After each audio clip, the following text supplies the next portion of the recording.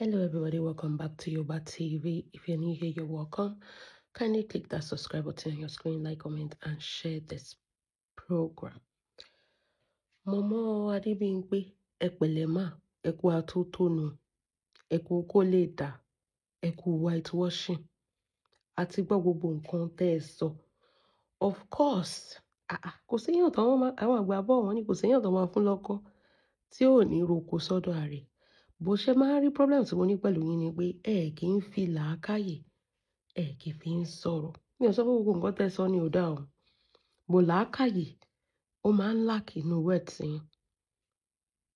Ẹ kó tán sílẹ̀. Ẹ jẹ́ n kọ́kọ́ béèrè kinní kan lọ́wọ́ yín. Ṣé ẹ̀yin wà ń bẹ̀? Ṣé ẹ wà nú ààfin ní ọjọ́ tí kinní ìṣẹ̀lẹ̀? Àbí nǹkan tó sọ fún yín lẹ sọ? Nǹkan tí àwọn mèsòrò sọ fún yín lẹ wá síta tẹ wá sọ? Tẹ́ bá béèrè lọ́wọ́ Bọ́sẹ̀ Kóìkì, òun náà máa jáde, òun náà máa sọ tiẹ̀ náà. Ẹ̀yin wá kàn sẹ́yìn èèyàn kan, ẹni wọ́n ń dàfin rú. Ẹ jẹ́ n béèrè kinní kan lọ́wọ́ yín mà. Ma with all due respect, ẹni wọn ò ṣe nǹkan kan, Bọ́sẹ̀ ló kọ́kọ́ bẹ̀rẹ̀. Ẹ̀yin náà ẹ jẹ́ àgbé kinní yẹ̀ wò. Ẹ jẹ́ àfọpọlọ àgbàlagbà níyìn náà. Ẹ jẹ́ àfọpọlọ, ẹ jẹ́ àfi tébù kinní. Èèyàn ò ní iṣẹ́ mi báyìí. Màá kàn dédé rí, màá dẹ́ bẹ̀rẹ̀ sí ń gba létí, màá dẹ́ bẹ̀rẹ̀ sí máa bù ú jẹ. Ṣèbí nọ́ọ̀sì lẹ pera yín ẹ̀dẹ̀ kàwé. Ẹ pàdé ara yín níbì kan báyìí, ẹ kàn dédé bẹ̀rẹ̀ sí ń bu ẹni yẹn jẹ. Ṣó possible ni? Àwọn méjèèjì ti ní kùn sínú tẹ́lẹ̀, àtàbíkẹ́ àti Bọ́sẹ̀ Kóìkì. Ìgbà tán dẹ̀ wá ríra wọn, the matter escalated. Bó péyàn kan ò sọ̀rọ̀ yẹn, ó pọ́ kàn wò ní kò sọ̀rọ̀, irọ́ ni. Ó yẹ kẹ́yìn náà ti mọ̀ pé bàbá ńlá irọ́ ni. Kò séyàn tó máa bú, especially obìnrin tí ò ní fi èsì tiẹ̀ padà. Bóyá Kóìkì, Bọ́sẹ̀ Kóìkì ló kọ́kọ́ bẹ̀rẹ̀ o, àbí àwọn mèsòrò ló kọ́kọ́ bẹ̀rẹ̀ o. Ọlọ́run nìkan lórí àárín ibẹ̀ yẹn. Ṣùgbọ́n ilé ìtẹ́ pọ̀ sẹ́yìn èèyàn kan pé wọ́n gang against wọn. No. Àwọn tó wá síbì kan, àwọn náà mọ̀ pé they are coming for war.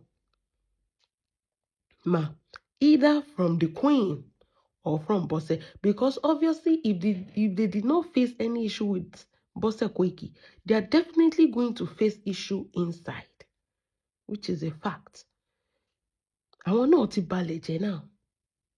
Wọ́n ní tó bá domi síwájú wà tẹ̀lẹ̀ tútù, bọ̀ àwọn ò dá nǹkan kan síwájú. Wọ́n ti gbé palace wá sórí social media, wọ́n ti fractalize the palace. So either way, they know they were walking into something. So ẹ má sọ pé wọn ò sọ nǹkan kan. They were there to cause chaos, because àìjẹ́bẹ̀ kò yẹ kán wá rárá. If you know your presence is going to cause a chaos in somebody's event, why go there? They knew what they were doing. They were not novice. They knew exactly what they were walking into. They knew how they are going to react. Everything was planned. Bí Bọ́sẹ̀ ṣe plan fún wọn, ni àwọn mèsòrò náà plan fún Bọ́sẹ̀. Ó wá di ẹni yára lògùn gbé. Ṣé mọ̀ pé àkànṣe ní anybody ń sìn? Ó bú mi, mo bú tèmi padà. Ẹni Bọ́sẹ̀ fọ́ létí, of course ìgbà tí Bọ́sẹ̀ fọ́ létí, kí ló sọ? Ó lóun ní fọ́tò òun padà, wọ́n fẹ́ fẹjọ́ sùn. Everything there was pre-planned. Everything that happened was pre-planned. Wọ́n fẹ́ fẹjọ́ sùn, kì í dẹ̀ ṣe pé kábíyèsí Ọọ̀ni nìkan ló fẹ́ fẹjọ́ sùn. They want to take that situation to her husband to buttress their point. Oh, this is not the first time. They want her husband to chase them away. Wọ́n ní ajá tó ń rí ni tó ń jù, tó wá dédé rí ni tó ń gbó. Kí lẹ expect? Ó ti ní nǹkan tẹ́yìn náà ṣe fún náà. If we go back to memory lane, tẹ́ ẹ̀ bá gbàgbé, Mọ́mì Adébímpé, torí ẹ ti lè dókó gbàgbé ń sìn. Àwọn Àbíkẹ́ ló mú Bọ́sẹ̀ Kóìkì débẹ̀ yẹn. Àwọn ló fẹ́ wọbẹ̀ in the first place. Ọ̀dọ̀ Eléjèṣe ni mo ń sọ. Ẹ̀yin tẹ́ bá rántí. Bọ̀ bàbá ò fẹ́ wọn torí pé wọn ò níṣẹ́ lọ́wọ́. They are just looking for anywhere. Kọ́kàn forí há sí. Ìgbà tí bàbá rí Bọ́sẹ̀, ó níṣẹ́, ó ní nǹkan. She has things going on for her. Bàbá like Bọ́sẹ̀, bó ṣe ṣọ́ọ̀kì wọn nìyẹn. Náà ìgbà tó ti wá rí pé bàbá like Bọ́sẹ̀, they want to be using the opportunity to control her. àwa la ṣàmú ẹ débi ká tó wí ká tó fọ̀ àwa la mú ẹ débi tẹ́ bá mọ́mọ débi kan ṣé bẹ́ẹ̀ máa padà lẹ́yìn ẹ̀ ni ṣé tó bá mọ́mọ ẹ dé ilé ọkọ ṣó máa jókòó tì ní tó máa control ẹ̀ wá padà lẹ́yìn ẹ̀ ni náà ẹ̀yin lẹ mú débẹ̀ torí pé ó ní iṣu ẹ̀yin lẹ mú débẹ̀ ká tó wí ká tó fọ̀ ẹ̀yin lẹ mú débẹ̀ ká tó wí ká tó fọ̀ yẹ̀bẹ́ àwa torí tiwa ló ṣe mí ti bàbá ibì kan náà lèèyàn ti ń mí tèèyàn kan Ọlọ́run sọ pé ó máa ṣe sábàbí yín ni ìyẹn ò wá sọ pé kẹ́ wá máa lo everything tó bá ṣẹlẹ̀ ṣe bẹ́yìn lẹ mú débẹ̀ ìjà dédé lórí dòwe because if she has been following everything you want her to do ní máa sọ pé ṣe bẹ́yìn lẹ mú débẹ̀ you want her to be under you because torí pé ẹ̀yin lẹ ti mọ̀ bẹ̀rẹ̀ so automatically she is going to be your slave forever and that woman refused. Torí tiyín náà ni bàbá ṣe fẹ́ torí tiyín stop saying that ṣé èèyàn kan ló sọ pé kórìí tiyín má gbàdé Ọlọ́run fi yín ṣe sábàbí ni ibẹ̀ yẹn ilé ẹ̀ ní either from you or from somebody else tọ́lọ́run bá ti sọ pé ibi tí Bọ́sẹ̀ tó máa ṣe ìyàwó sí lélẹ̀ ibi tó máa ṣàbíamọ sí lélẹ̀ ibi tó belong lélẹ̀ with or without you tẹ́ ẹ̀ bá lè ṣe Ọlọ́run máa gbérù pé ilẹ̀ dìde láti ṣe fún either by you or against you Bọ́sẹ̀ wí ó máa fẹsẹ̀ rìn dé palace yẹn nǹkan tó ń pè ní destiny ni so you have nothing over that and torí pé ẹ rí ọmọ yẹn control ẹ fẹ́ máa control ẹ pé since tó ti jẹ́ pé true wa ipasẹ̀ wa ló fi di olórí lẹ́nì lọ́dọ̀ Elégèsè so àwa nǹkan tá a bá ti sọ ló gbọ́dọ̀ máa gbọ́ torí pé ẹ rí control torí ẹ̀ ní wàhálà ṣe bẹ̀rẹ̀ torí ẹ̀ lẹ ṣe bẹ̀rẹ̀ sí gbógun ti ọmọ yẹn kò sí tẹ bá ń báyàn jà ẹ máa wá ṣe show fẹ́ nìyẹn arántí Mèsòrò ẹ máa dúró show tó ṣe ẹ máa dúró tó ṣe tarnish ọmọbìnrin yẹn ó ṣe débi pé ó fẹ́ kọ́ lé ọmọbìnrin yẹn lọ́dọ̀ Elégèsè kò sí nǹkan tí ò sọ tán ẹ wá sọ pé irú ọmọbìnrin yẹn máa fojú rere wò kò possible now tẹ bá ríra yín ọ̀tá ni yín ẹ ti di Tom and Jerry ẹ máa jà tẹ ẹ mọ́ fi kú ni bẹ́ẹ̀ ni tẹ́yìn náà tẹ bá dẹ̀ so ewé agbéjẹ́mọ́dì ẹ ti mọ̀ pé èèyàn báyìí ń bọ̀ bí báyìí ó lè fa wàhálà pẹ̀lú yín ẹ̀yà má lọ torí ibi gan tẹ́ ń lọ gan wọn ò wá yín bẹ́ẹ̀ ṣé wọ́n fi wé pé yín torí mọ́mí Adébíyìn pé ó tẹnu bọ̀rọ̀ ń sìn bí ẹni pé gbogbo ẹ̀ ṣojú ẹ̀ ni Bọ́sẹ̀ Kóìkì ló kọ́kọ́ bẹ̀rẹ̀ o àwọn Mèsòrò ò sọ nǹkan kan o wọ́n rán lọ jẹ́jẹ́ tí wọ́n ní o ṣe wọ́n sọ fáwọn pé of course wọ́n máa sọ fún yín tó bá fún wọn lọ́kọ̀ ọ̀dọ̀ wọn lọ́ máa roko sí ṣé wọ́n máa sọ fún yín pé àwọn dá lóhùn ni èèyàn ń bú yín ẹ̀dá lóhùn ẹ̀rọ rán lọ tí yín ṣó wá máa fò tẹ̀lé yín máa wá fún yín gbà tí ẹ jẹ́ máa lo làákàyè náà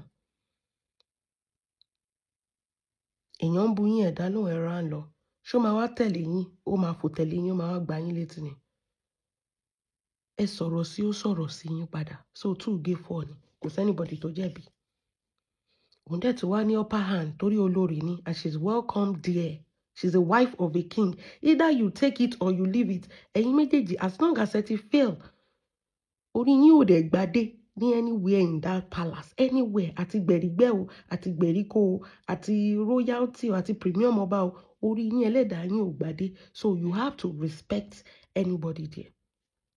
I'm coming to the Ashley and the Temitope tẹ́ fẹ́ para yín lé lórí o ẹ jẹ́ àkọ́kọ́ sọ eléyìí náà. Either you take it or you leave it she's the queen and you are not. Mọ̀mí Adébíyìn pé ẹ bá mi sọ fún àbúrò yín bẹ́ẹ̀. Bọ́sẹ̀ Kóìkì is a queen by status ní society ó jù yín lọ ibi tó máa tẹ̀ ibi tó máa jókòó sí ẹ̀yin ò tiẹ̀ lè sún mọ́ bẹ́ẹ̀ ṣe ló dàbẹ̀ ni pé kí Bọ́sẹ̀ wà báyìí kẹ́yìn wà báyìí ẹ wo distance ìsàlẹ̀ lẹ́wà àní ẹ̀fẹ̀ gbá ẹ̀ fi ṣọ́ọ̀ṣì.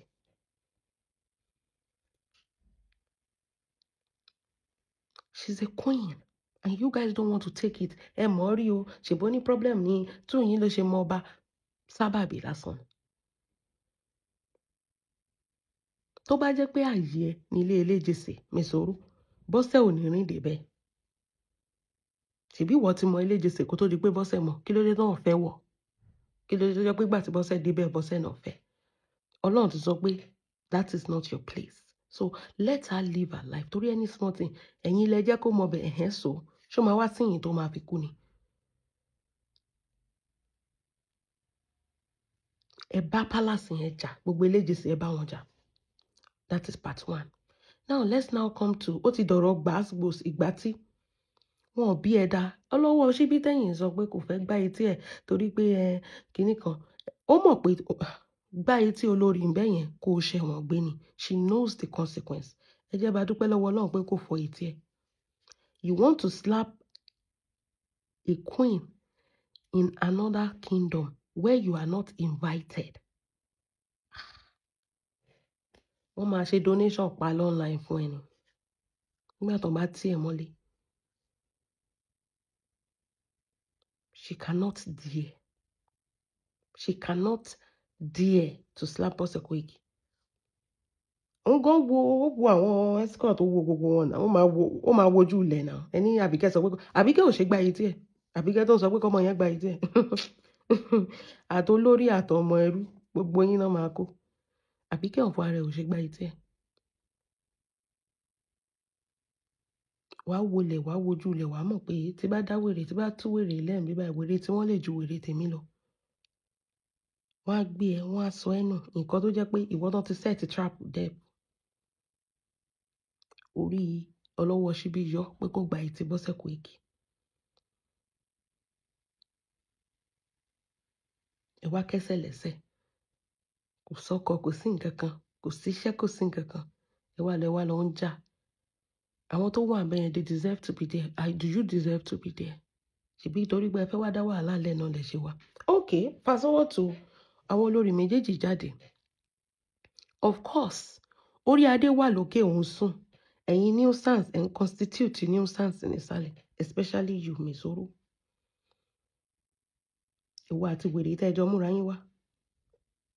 Orí adé sùn because kẹ́ ẹ tó dé bẹ́ẹ̀ yẹn ni Bose ti wà ń bẹ́yẹn. Kò dẹ̀ bẹ́ anybody jà, kò sí jà. Ó ṣe jẹ́ pé gbàtẹ́yìn dé níjà bẹ̀rẹ̀. Ẹ̀yin lẹ wá dá wàhálà lẹ̀ by default. Bose ti wà ń bẹ́yẹn ẹ sọ pé bẹ́ẹ̀ ṣe ń wọlé. Bose ti wà ń bẹ́yẹn kẹ́ ẹ tó dé. Tí wọ́n bá ti fẹ́ ṣe nǹkan bẹ́yẹn àwọn olórí gbogbo wọn ọba gbogbo wọn ló ti máa dé palace. Wọn ò bẹ́ anybody jà o. Everything was good and nice. Ìgbà tẹ́ ẹ ti kẹ́sẹ̀ ẹsẹ̀ òsì méjì wọlé níjà bẹ́lẹ̀ orí adé ń sùn lókè. He's attending to a lot. He's sleeping, he's resting, and you started fighting downstairs. Ẹ̀yin wèrè méjì, uninvited guest. Room to room. Ẹ tún ti gbóbò, ẹ ti ṣòbò wẹ́lẹ́wẹ́lẹ́, ẹ tún ti gbóbò wá.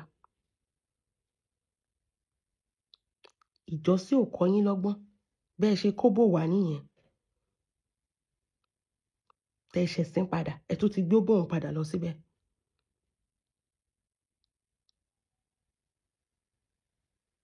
Àwọn ìyàwó wá jáde, àwọn olórí náà, the owner, person of Ashley, Queen Ashley. Queen ni, put respect on that name. Ìyálà yín ló máa jẹ́. Either you take it or you leave it. Atadebimpe o, àti Misoro, all of you. That's the mother that murdered your mother. Ìyá yín ló máa jẹ́. Àti Queen Temitope náà. Èwo nu yín àbí èwo nu àwọn ọmọ yín ló ní gbogbo degree táwọn people yẹn ní. Ìyẹn aṣòṣì mámọ̀. This Misoro has no degree, no business, no job, nothing. Òbò iná ni. Òbò tó ti liquidate. Now, when they speak, you shut up. When those women speak, because they have the right to speak, any small thing story, ẹ̀yin lẹ ṣe gbá, ẹ̀yin lẹ bẹ̀. Wọ́n pè yín kẹ́ wá jà fún kábíyèsí. Ẹjọ́ ta ló fìwé pè yín? Ṣebí torí àtijẹ àti mu lẹ̀ ń bá káàkiri. Ṣebí torí pé kí kábíyèsí lè fún yín lówó. Were you not paid when you guys fought for kábíyèsí? They paid you, and at the same time, ẹ tún gbogbo lọ síbẹ̀ because ẹ tún fẹ́ wọ àfihàn. You did not fight in good conscience. You were paid to fight, to defend him rather. And Otuwa take advantage of that man. Misoro, torí pé mo wà down, there was no queen in the palace. You took advantage of him. Orí máa yẹn yọ. Torí everyday la máa settle ogun. Wọ́n ṣe fracas ju anything. Àwọn anti no cyberbully. They do fracas more than anything. If for nothing, everything tó bá ṣẹlẹ̀ nínú palace báyìí. Bó ṣe ń ṣẹlẹ̀ báyìí orí social media la ti ń gbé. Àwọn ẹlẹ́sẹ̀ òsì. Then àwọn ìyálàyà yín wá jáde. Of course, ìbẹ̀rù. Ọmọ rárá. One word you die. Bẹ́ẹ̀ ni. Àwọn dìónà tó ní inú ilé. Àwọn tó bímọ sínú ilé yẹn tó ń ṣàbíamọ nínú ilé yẹn. Àwọn ìyá ọba lọ́la. Of course, who are you? Ọmọ ẹrú lẹ́yìn náà. Wèrè ajá bí ń pè yẹn. Èèyàn tó jẹ́ pé ayé tí ẹ̀ ò dáa. At that age, wọ́n sì ti license lọ́wọ́ ẹ̀. Òun ló wá sọ pé Ashley kinní kan ṣiṣẹ́ kinní kan. Look at the way you people. Ẹ wo set yín náà. Àtẹ̀yìn àti Mèsòrò ṣe bẹ́ẹ̀ jọ níṣẹ́ lọ́wọ́ náà ni.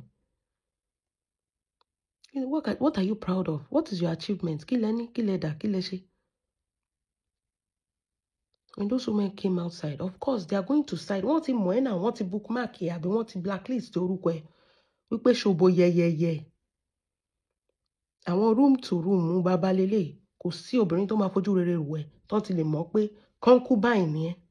Ó ní wọ́n side èèyàn kan. Of course, ta lẹ fẹ́ kọ́ side. This is an olórí. A well-reputable olórí that they know wípé olórí ìyàwó ọba lélẹ̀. Àtẹ̀yìn ọmọ ẹrú tí ò níṣẹ́. Tó jẹ́ pé anywhere bẹ̀lẹ̀ face, anywhere tó máa ti ń ṣe party lẹ máa wá. Ẹ gbé nǹkan kan wá rí o. Birthday bàbá tẹ́ ẹ lọ gan kí lẹ mú dání. Kò sí ẹ̀dẹ̀ máa wá bẹ́ẹ̀ máa wá ganu sí ni. Of course, who are they going to side? Nobody know your papa for that palace. They know Bose as another king's wife, which is another Olori. Olori recognize Olori. Olori does not recognize Omoeru. They say you should get out. Oh yeah, ebota. Omoeru keru, ebota, ebode. Ema mama dá wàhálà lẹ̀ nílé ọba. Ilé kábíyèsí. Ebota. Ẹ lọ bá àwọn ẹgbẹ́ yín. Ẹ lọ mú standing sí Allen Avenue. Bí tẹ́ ẹ belong sí nìyẹn. Irin gbèrègbèrè.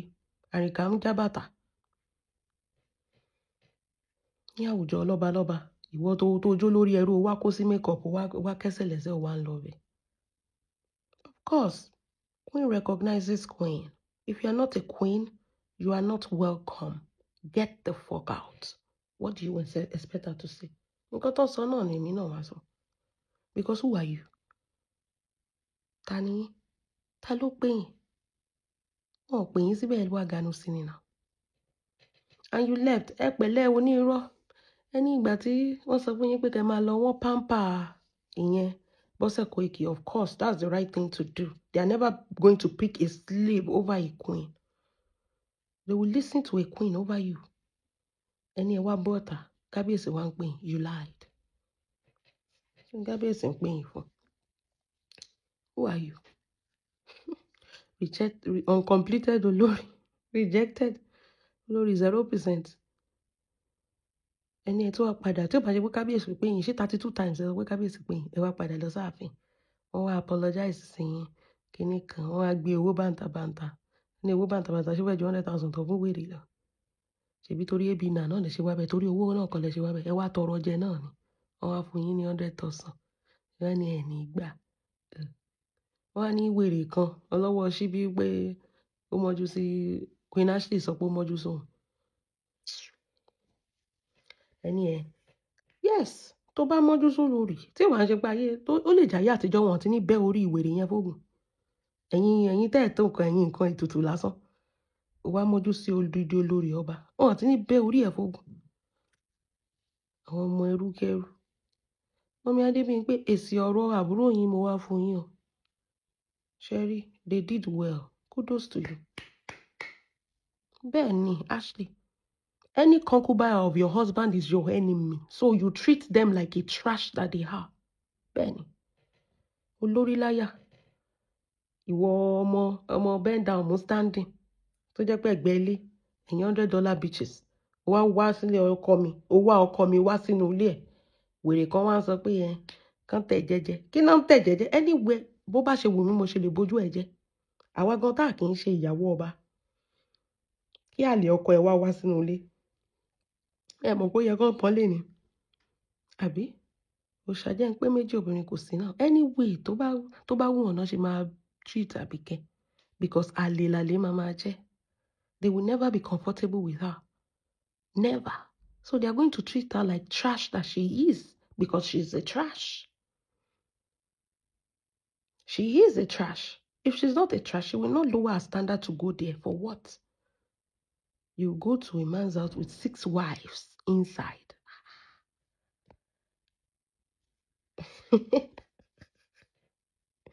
Pẹ̀lẹ́ aláṣẹdànù.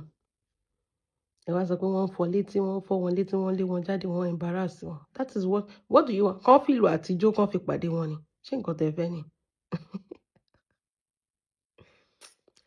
Ẹ máa gbọ́n. Ṣé ti gbọ́n? Ẹ máa gbọ́n.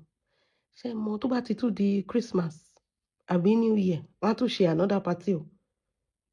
Ẹ tún lọ síbẹ̀. Wọ́n á tún ti múra yín sílẹ̀. Ṣé mọ̀ pé ẹ kì í lẹ́nu? Ẹ tún kó sáṣọ.